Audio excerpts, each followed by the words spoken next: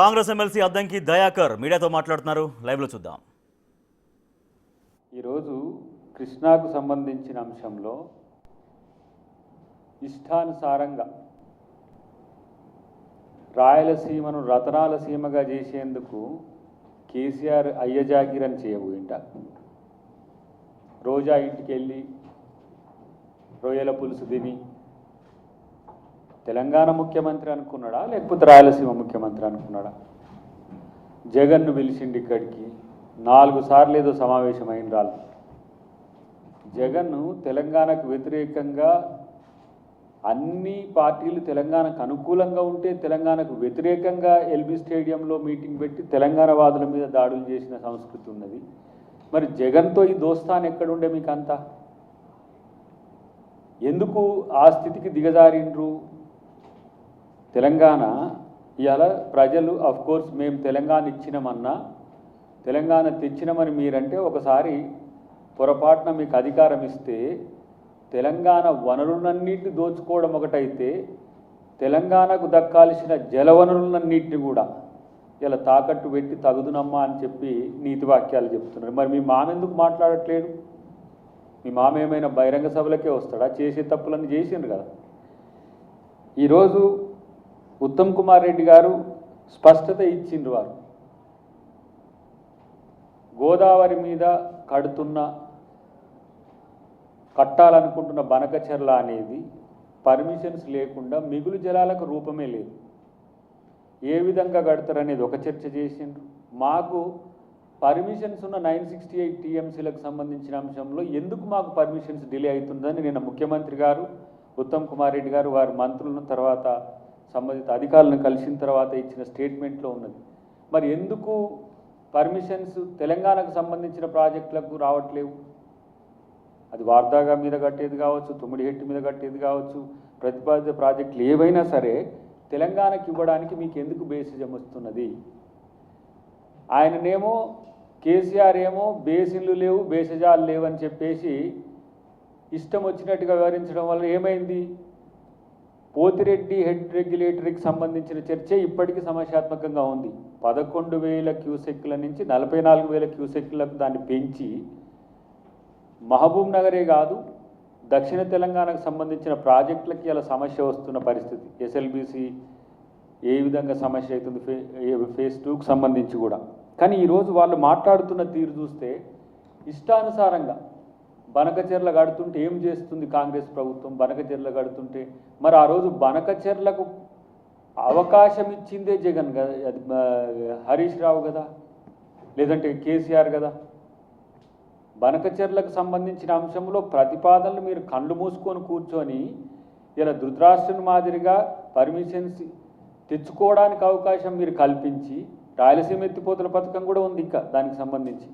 కానీ ఇలా కృష్ణాకు సంబంధించి ఆర్డిఎస్ రాజోలి బండ డైవర్షన్ స్కీముకు కూడా దాన్ని వెడల్పు చేస్తుంటే ఒకసారి కేసీఆర్ చాలా అది పెద్ద ఫేమస్ మ్యాగ్జిమ్ కూడా ఉన్నది, నేను ఆడ కుర్చేసుకొని దాన్ని కట్టిస్తా అని చెప్పి. ఇలా అక్కడ నష్టం జరుగుతుంటే పట్టించుకోలేదు. పాలమూరు రంగారెడ్డిని పక్కన పెట్టిండ్రు. ఇలా ఈ పరిస్థితి తెలంగాణలో ఇలాంటి పరిస్థితిని రావడానికి కారణం మీరై ఉండి తగుదునమ్మా అని చెప్పి ఆయన పవర్ పాయింట్ ప్రజెంటేషన్లు ఇస్తున్నాడు హరీష్ రావు. కాళేశ్వరం కూలింది ఎందుకో చెప్పురా నాయన అని అంటే మొత్తం పవర్ పాయింట్ ప్రజెంటేషన్ ఇచ్చి మేము ఇట్లా కట్టినాం, ఇదే పెద్ద వరప్రదాయని అని చెప్పి ఇలా తెలంగాణ ప్రజలకు మోసం వంచన నీటి రూపంలో చేసిందంటే ఇవాళ బీఆర్ఎస్ ప్రభుత్వం. ప్రత్యేకించి చెప్తున్న హరీష్ రావు ఒక దశ వరకు ఉన్నట్టుంది. ఆయన ఒక దశ వరకు ఆయన ఇరిగేషన్ మినిస్టర్ కూడా ఈయన వల్ల కాదు అని చెప్పి కేసీఆర్ ఇరిగేషన్ మినిస్టర్గా తీసుకున్న పరిస్థితి. కాబట్టి ఇలాంటి పనికిరాని స్టేట్మెంట్స్ ద్వారా మీరు ప్రజల్ని మభ్యపెట్టలేరు. నేను అంటున్న 9 సంవత్సరాల్లో అపెక్స్ కౌన్సిల్ మీటింగ్స్ రెండు సార్లు అయింది. ఒకసారి పోలే మీరు. అదే సమయంలోనే బనకచెర్లకు ఏది రాయలసీమ ఎత్తిపోతల పథకానికి సంబంధించిన సీరియస్ చర్చ జరుగుతున్నది. మరి ఎందుకు మీరు ఆ రోజు పోలేదు అపెక్స్ కౌన్సిల్కు? ఇప్పటికైనా నేను ఏమంటున్నా అంటే అబద్ధాలు ఆడడం బంద్ చేయండి. మాట్లాడితే ఏమన్నంటే రేవంత్ రెడ్డి గారి మీద మాట్లాడడానికి కారణం ఏంటంటే ఇలా ఆయన తీసుకుంటున్న నిర్ణయాలు వైజ్గా ఉన్నాయి. ఇలా ఇమ్మీడియట్గా కేంద్ర మంత్రిని కలవడమే కాదు, సిడబ్ల్యూకి సంబంధించిన అంశాలన్నింటిలో కూడా చొరవ చూపి ఇరు ప్రాంతాలకు నష్టం జరగకుండా చూసే ప్రక్రియ చేయాల్సిన మీరు తెలంగాణకు నష్టం చేసే విధంగా ప్రవర్తించి, నేను అంటున్న ఒక మాట, కృష్ణా జలాల్లో 290 అది శ్రీశైలం కృష్ణా జలాల్లో 299కే పరిమితం కమ్మని ఎవరు చెప్పిండ్రు కేసీఆర్కు? తెలియనితనమా, లేకపోతే ఏమి ఉదారంగా ఏది నేను రాజును కాబట్టి ఒప్పేసుకుంటా అని చెప్పినట్టు చెప్పిండా? రెండవది, 3000 టీఎంసీలకు సంబంధించిన చర్చ వస్తున్నది. ఇప్పుడు గోదావరిలో 3000 టీఎంసీల మిగులు జలాలే ఉన్నదని చెప్పింది ఎవరు? పోయినసారి దాదాపు 6,000 టీఎంసీల పైచిలకు వచ్చింది. క్లౌడ్ బరెస్ట్ అని ఆయనే చెప్పిండు. ఒకసారి 4,000 టీఎంసీలు వస్తున్నాయి, ఒకసారి 3,000 రావచ్చు, ఒకసారి 1,700 వస్తాయి, ఒకసారి 1,200 వస్తాయి. అలాంటప్పుడు కింది ప్రాంతంలో ఉండే వాళ్ళకి ఎట్లా న్యాయం చేయగలుగుతావు? రెండవది, ఈరోజు తెలంగాణ ప్రాజెక్టుల కంటే ముందు బనకచెర్ల కనుక పర్మిషన్స్ వచ్చి కంప్లీట్ కనుక అయితే ఇక కథం వాళ్ళకి రైపేరియన్ రైట్స్ కింద వస్తాయి. మిగులు జలాలకు రూపమే లేదన్న దగ్గర, లేని దగ్గర పర్మిషన్స్ ఎట్లా వస్తున్నాయి? ఉన్న అవకాశాలు, నికర జలాల మీద ప్రాజెక్టులు కట్టుకోవడానికి అవకాశం ఉన్న తెలంగాణ ప్రాంతానికి ఎందుకు రావట్లేవు అని చెప్పి హరీష్ రావు ఎందుకు అడగట్లేడు? హరీష్ రావు ఎటువైపు ఉన్నాడు ఇప్పుడు? ఈ చర్చలో కూడా కాంగ్రెస్ ప్రభుత్వాన్ని ప్రశ్నిస్తున్నాడు, కానీ తెలంగాణకు జరుగుతున్న అన్యాయాన్ని ప్రశ్నిస్తలేడు. తెలంగాణకు జరుగుతున్న అన్యాయం కాదు, ఒక రకంగా నేను అనుకుంటున్న ఇదంతా చూస్తే కృష్ణా మీకు, గోదావరి మాకన్నట్టుగా ఏమైనా ప్రయత్నం చేసిండ్రా మీరు? గోదావరి మీద చర్చే లేదు కదా. గోదావరి మీద ప్లంటీ ఆఫ్ వాటర్ ఉన్నాయి, కానీ మేమేం అడుగుతున్నాం? మాకున్న హక్కును అడుగుతున్నాం. గోదావరి మీద కట్టే ప్రాజెక్టుల్లో మా హక్కు గురించి అడుగుతున్నాం తప్పితే కృష్ణా జలాల్లో జరిగిన అన్యాయం గురించి ఎందుకు మీరు ఆ రోజు పట్టించుకోలేదు? ప్రత్యామ్నాయ మార్గాలు 100 చూపిస్తున్నారు. ఇప్పుడు ఏ విధంగా గోదావరి జలాలను కృష్ణాకు తరలించాలి, ఎక్కడి నుంచి తరలించాలనే దగ్గర వాళ్ళేమో పోలవరం రైట్ బ్యాంక్ కెనాల్ నుంచి తీసుకొచ్చి ప్రకాశంలో పోసి, ప్రకాశం బ్యారేజ్లో పోసి అక్కడి నుంచి బనకచెర్ల తీసుకుపోవడానికి అదొక ప్రయత్నం అంటుండ్రు. కానీ మా నుంచి వచ్చే ప్రపోజల్స్ కూడా గమనించాల్సిన అవసరం ఉంది. ఇవాళ పోలవరం బ్యాక్ వాటర్ నుంచి ఏదైతే ఒక ప్రతిపాదన ఉందో, గతంలో కేసీఆర్ జగన్ నడిపిండ్రు, కొంచెం ఏంటి అవి గ్రాఫిక్స్ పెట్టి ఆడికి తీసుకొచ్చి నాగార్జున సాగర్లు ఎత్తిపోసి ఆడ నుంచి రివర్స్ పంపింగ్ ద్వారా తీసుకుపోవచ్చు అని. నేను అంటున్నా, రాయలసీమ నష్టపోవాలని తెలంగాణ ఏమి కోరుకోవద్దు, కానీ తెలంగాణకు నష్టం జరిగేది మాత్రమే తెలంగాణ ప్రశ్నిస్తున్నది. దీన్ని 2 రాష్ట్రాలకు సంబంధించిన ఒక సమస్యగా తీర్చిదిద్ది కాంగ్రెస్ ప్రభుత్వము ఈరోజు తెలంగాణకు అన్యాయం చేయడానికి అలా చూస్తుందని చెప్తున్న హరీష్ రావు, నీ అజ్ఞానాన్ని నువ్వైనా సరిచూసుకో. ఇలా నేను అంటున్నా, మీ బామ్మార్దికి తెలుసో లేదో కానీ మీ బామ్మార్దిని పూర్తిగా మంచిగా బానిసగా మారిపోయిన మీ బామ్మార్దికి, కానీ ఇవాళ తెలంగాణ ప్రజలను, తెలంగాణ వాళ్ళను బానిసలుగా మార్చే ప్రక్రియ మీరు చేసిండ్రు. దీనికి మీరు క్షమాపణ చెప్పాల్సిన అవసరం ఉంది. ప్రతీది మీరు చేసిన తప్పును రేవంత్ రెడ్డి గారు ఇవాళ సరిదిద్దే ప్రయత్నం చేస్తున్నారు.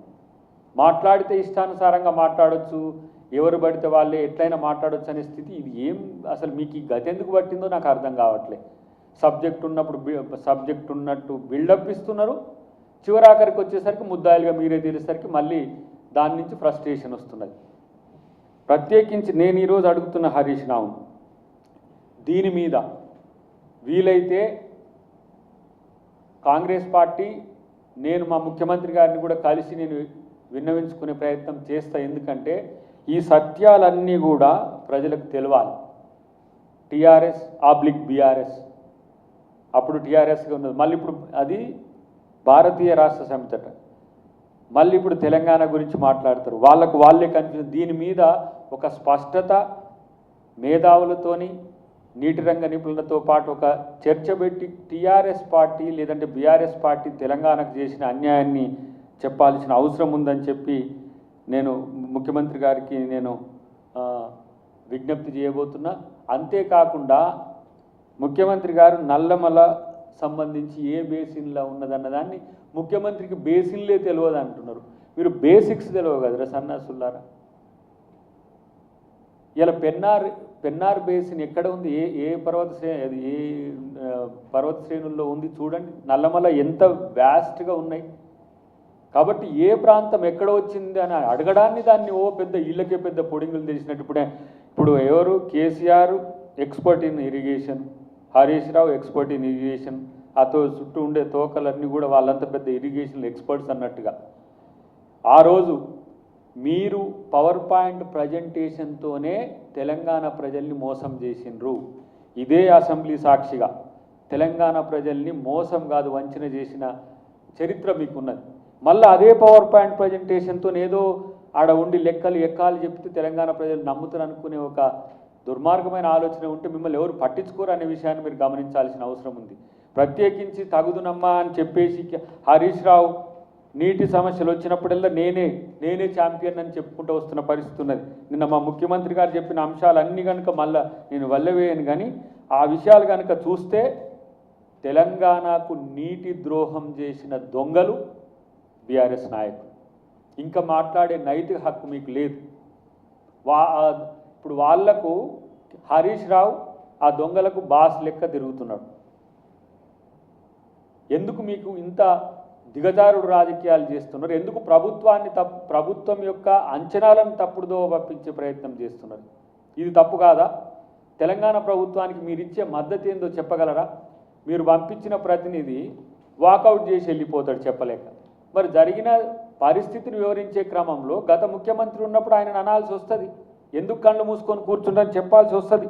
అట్లాంటప్పుడు మరి ఎందుకు మీరు సమాధానం చెప్పలేని స్థితికి వచ్చిండ్రు? నేను అంటున్నా, ఇప్పటికైనా ఇంత పెద్ద రాద్ధాంతం జరుగుతున్నది, ఇంత పెద్ద చర్చ జరుగుతున్నది, ఎందుకు కేసీఆర్ మాట్లాడలేకపోతున్నాడు? ఎందుకు హరీష్ రావే వచ్చి ముందు మాట్లాడుతున్నాడు? మరి అలాంటప్పుడు ఆయన ప్రతిపక్ష నాయకుడిగా ఇంకా అవసరమా అనే చర్చ వస్తుందా రాదా? బహిరంగ సభల్లో వచ్చి భాషను కొట్టిపోవుడు, ఇష్టానుసారంగా కాంగ్రెస్ ప్రభుత్వం మీద కామెంట్ చేసుడు, ప్రాపగండా టీంకు ఆయననే పూర్తిగా బాస్గా మారి పూర్తిగా ప్రాపగండాను ఆయనే మేనేజ్ చేస్తున్నట్టుగా ఇలా కాంగ్రెస్ ప్రభుత్వం మీద కేటీఆర్ హరీష్ రావు మాట్లాడుతున్న మాటల వెనుక కేసీఆరే ఉన్నాడు, కవిత మాట్లాడుతున్న మాటల వెనుక కూడా కేసీఆరే ఉన్నాడు. Both sides. ఏది కవిత కేటీఆర్ పంచాయతీ ఏడున్నది? హాయిగా వాళ్ళు కలిసే ఉన్నారు. ఇదే ఇతర పార్టీల్లోనైతే అంత పెద్ద ఎత్తున ఆరోపణలు చేస్తే షోకాజులు ఉంటాయి, వాళ్ళకి సంబంధించిన నిర్ణయాలు ఉంటాయి. కానీ ఇక్కడ ఏముంది?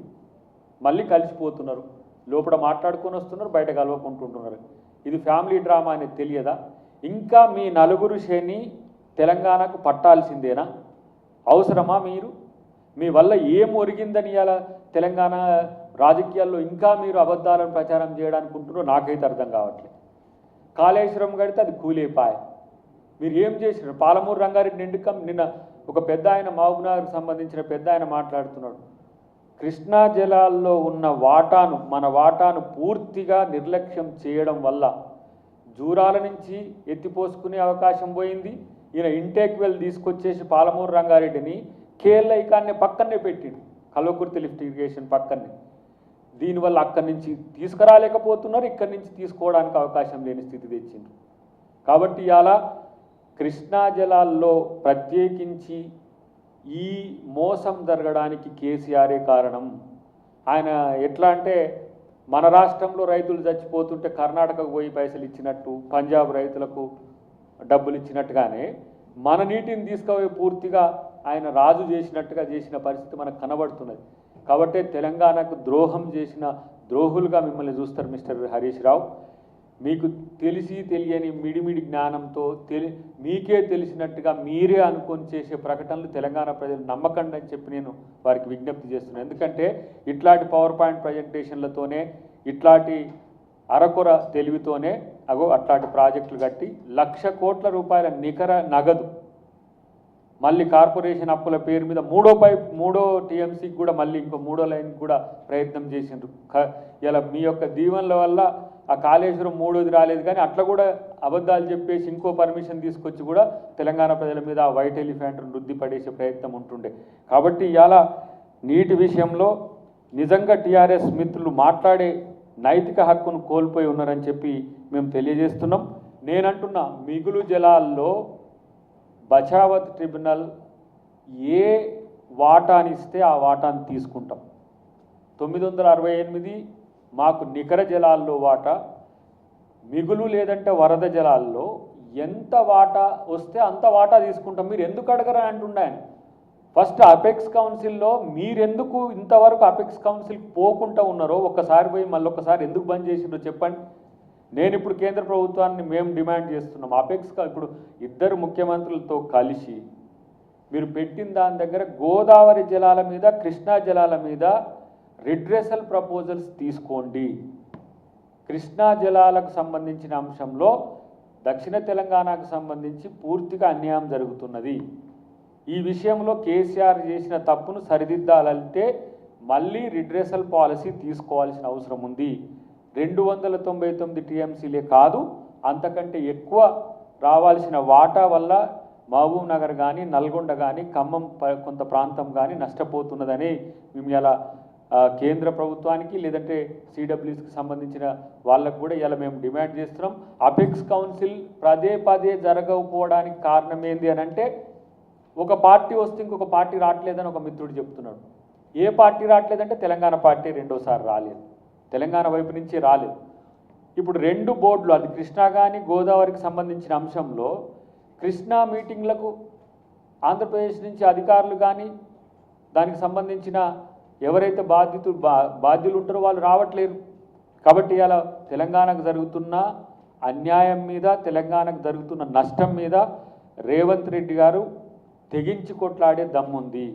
ఇక మాట్లాడితే ఏవేవో మాట్లాడుతున్నారు, ఏంది పనికిరాని రాజకీయాలన్నీ మాట్లాడుతున్నారు. ఏమని ఆయన ఏందో సీరియస్గా లేడు, ఆయన ఏందో తెలియకుండా ఉంటున్నాడు. తెలియకుండా కాదు, ఇవాళ మీ తెలివి తక్కువతనాన్ని బయట పెడుతున్నాడు కాబట్టి ఇలాంటి పరిస్థితి వచ్చిందని చెప్పి తెలియజేస్తూ, ఇవాళ తెలంగాణ వాటా విషయంలో కాంగ్రెస్ ప్రభుత్వం ఎక్కడ కూడా తగ్గకుండా వ్యవహరించడమే కాకుండా ఉమ్మడి రాష్ట్రాలు ఏవైతే ఉమ్మడి రాష్ట్రం ఆంధ్రప్రదేశ్ ఉన్నదో ఆ ప్రజల మధ్యన వైరుధ్యాలకు బీజేపీ కూడా మీరు ఆజ్యం పోసినట్టుగా ఉండకండి, పరిష్కరించండి. రెండు తెలుగు ప్రాంతాలు కలిసి ఉండాలని చూసినప్పటికి కూడా కొన్ని రాజకీయ కారణాల వల్ల ఈ సమస్యలు వస్తున్నాయి. ఆ సమస్యలు రాకుండా ప్రతిసారి నివారించాల్సిన బాధ్యత అపెక్స్ కౌన్సిల్కి ఉంది. మీరేమైనా అది కాంగ్రెస్ పార్టీ చేసిన బిల్ కాబట్టి దాంట్లో ఉన్న అంశాలు మేము ఎందుకు తీసుకోవాలని ఏమైనా బేసిజాలకు పోతుండ్రా బీజేపీ నాయకులు, నాకు తెలియదు. ఇది మంచి సాంప్రదాయం కూడా కాదు. కలిసి ఉండాల్సిన రాష్ట్రాలు, తెలుగు రాష్ట్రాలు విడిపోయి కూడా సంతోషంగా ఉంటున్న క్రమంలో ఈ కుట్రలు చేసింది పూర్వాంకంలో బీఆర్ఎస్ అయితే భవిష్యత్తులో ఇంకెవరు కావద్దు. కాంగ్రెస్ పార్టీ 2 రాష్ట్రాలు మంచిగా ఉండాలని కోరుకుంటున్న ఇక్కడ తెలంగాణ ప్రభుత్వం కానీ, తెలంగాణ కాంగ్రెస్ పార్టీ కానీ తెలంగాణ ప్రయోజనాలను వదులుకోవడానికి సిద్ధంగా లేదు అనే అంశాన్ని చాలా స్పష్టంగా చెప్తూ, హరీష్ రావు అరకొర తెలివితోని ఇష్టానుసారంగా రాజకీయాలు మాట్లాడడానికో, రాజకీయాలు చేయడానికో, నీ పిచ్చి ప్రియలాపనలు చేయడానికో, మీడియాను ప్రజలను తప్పుదోవ పట్టించడానికో ఇష్టానుసారంగా మాట్లాడొద్దని చెప్పి నేను హెచ్చరిస్తున్నా.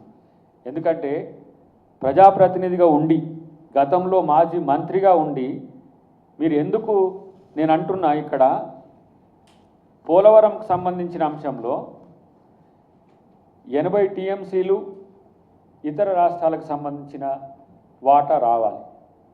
ఇక్కడ 22 టీఎంసీలు కర్ణాటకకు, 13 టీఎంసీలు మహారాష్ట్రకు పోగా 45 టీఎంసీలు ఎగువ రాష్ట్రం తెలంగాణకు నీటి వాటా హక్కు ఉంది. రైపేరియన్ రైట్స్ ఎట్లా ఉంటాయో, అంటే కింది ప్రాంతానికి ఎట్లా రైట్ ఉంటుందో ఎగువ రాష్ట్రాలకు కూడా అట్లా హక్కు ఉంటుంది. ఇప్పుడు ఎందుకు మొట్టమొదటి ప్రాజెక్టు ధవళేశ్వరం అయితే అంటే గోదావరి వాటర్ను వినియోగించుకున్నది, తర్వాత ప్రాజెక్టు పోలవరం అవుతుంది. అట్లనే ఎగువ రాష్ట్రాల్లో ఇంతవరకు ఎగువ రాష్ట్రాల్లో గోదావరి మీద ప్రాజెక్టు లేవు, ఎగువ రాష్ట్రాలకు కూడా హక్కు ఉంటుంది. మరి ఇక్కడ ఈ 45 టీఎంసీలకు సంబంధించి ఎక్కడన్నా హరీష్ రావో, కేసీఆరో, కేటీఆరో ఎవరైనా మాట్లాడినట్టు ఉందా? మరి దీని విషయం ఎందుకు ఆర్డీఎస్ని ఎట్లా చేసిండ్రో ఇక్కడ కూడా పోలవరంలో మన వాటాకు సంబంధించి కూడా మీరు కొట్లాడాలి. అది కంప్లీట్గా ఆంధ్రప్రదేశ్కి సంబంధించిన ప్రాజెక్టు కానీ ఇప్పటికీ చిత్రీకరించబడుతున్నది. అది ప్రాజెక్టు పోలవరం అంటే అది కంప్లీట్గా ఆంధ్రప్రదేశ్కి సంబంధించింది అంటున్న పరిస్థితి వచ్చింది. మరి 45 టీఎంసీల వాటా తెలంగాణది ఎందుకు అడగట్లేరు? ఎందుకు అడగలేదు? ఆ రోజు దివంగత పీజేఆర్ గారు పోతిరెడ్డిపాడు హెడ్ రెగ్యులేటరీ మీద పోరాడిండు వెనకటికి, కాంగ్రెస్ పార్టీ నాయకుడే. అది 44,000 క్యూసెక్లకు ఎక్స్టెంట్ అయ్యేదానికి మీరు అట్లనే ఉన్న పరిస్థితి ఉన్నది. మీరు ఎక్కడ తెలంగాణ నీటి కొరకు పోరాడింది? తెలంగాణలో నీటి వాటా కొరకు, తెలంగాణ నీటి హక్కుల కొరకు పోరాడింది బీఆర్ఎస్ ఎప్పుడూ లేదు, ఎప్పుడూ ద్రోహమే. తెలంగాణ ఉద్యమం చేసినామనే పేరు మీద తెలంగాణ వనరుల దోపిడికి, ఇంకా చెప్పాలంటే ఒక పెద్ద ఆయన చెప్పిండు, తెలంగాణను ఒక దొంగల దొడ్డిగా మార్చేందుకు ప్రయత్నం చేసిండ్రు. మీరు రండి, తీసుకొని పోండి, మీ ఇష్టం, మేమున్నాం ఏదైనా కావడానికి, మేమైనా ఇవ్వడానికి. మా ముఖ్యమంత్రి గారు గతంలో చెప్తుండే నాకు, తెలంగాణలో లేదంటే ఉమ్మడి ఆంధ్రప్రదేశ్లో వాళ్లకు రాజకీయ హక్కు రాలేదు కాబట్టి తెలంగాణ ఉద్యమంలో వాళ్ళు పాల్గొనడమే కాకుండా తెలంగాణ ఉద్యమకారులను నమ్మింపజేపి తెలంగాణ ఉద్యమకారుడిగా అవతారం ఎత్తి ఒక రాజకీయ పార్టీ పెట్టి తెలంగాణలో మేము ఉద్యమం చేస్తున్నట్టుగా నటించి కేంద్రంలో కాంగ్రెస్ ప్రభుత్వంతో కలిసి మళ్ళీ అక్కడ ఏంది కార్మిక శాఖకు సంబంధించేదో పిఎఫ్ స్కామ్ జరిగితే ఎక్కడ ఎక్స్పెల్ చేస్తారో అని చెప్పి బయటికి వచ్చి ఉద్యమం చేసినట్టుగా చేసి మళ్ళీ కాంగ్రెస్ మీదనే పోరాటం చేసి తెలంగాణ కాంగ్రెస్ పార్టీ ఇస్తే తను తెచ్చినట్టుగా నమ్మింపజేసి తెలంగాణలో అధికారం వచ్చిన తర్వాత తెలంగాణను దోచుకునే దొంగల్లా వ్యవహరించింది తప్పితే మీరెప్పుడు తెలంగాణ వనరుల సంరక్షణ, తెలంగాణలో సంపద సృష్టి, తెలంగాణలో సంపద పంపిణీకి సంబంధించిన చర్చలు ఏ రోజు పెట్టలేదని ఈరోజు తెలుస్తున్నాయి.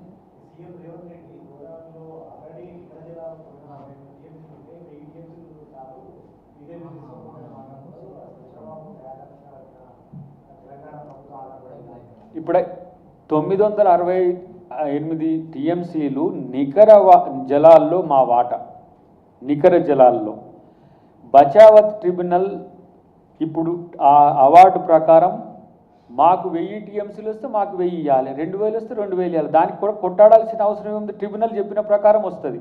కానీ నికర జనాల్లో వాటాలకు సంబంధించిన పర్మిషన్స్ గురించి అడిగితే వాళ్ళకు మిగతాయి వద్దన్నట్టుగా కనబడుతున్నది.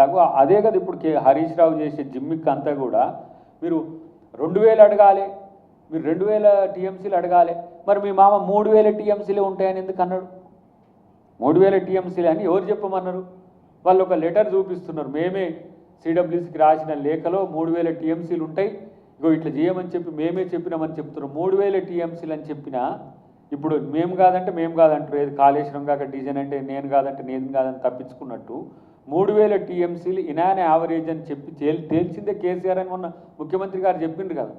కాబట్టి ఇలా మేము గోదావరి మీద ఏ సమస్య వచ్చే అవకాశం లేకపోయినా మిగులు జలాల మీద కడుతున్న ప్రాజెక్టుల మీద ఉన్న ప్రేమ నికర జలాల మీద కడుతున్న ప్రాజెక్టులకు ఎందుకు లేదనేది చర్చ. కానీ కృష్ణాలో మాకు రావాల్సిన వాటాకు సంబంధించి కేసీఆర్ అండ్ కో చేసిన మోసాన్ని తెలంగాణ ప్రజలకు వివరిస్తాం. ముఖ్యంగా హరీష్ రావుకు దాని ఏందో తెలియజేస్తాం.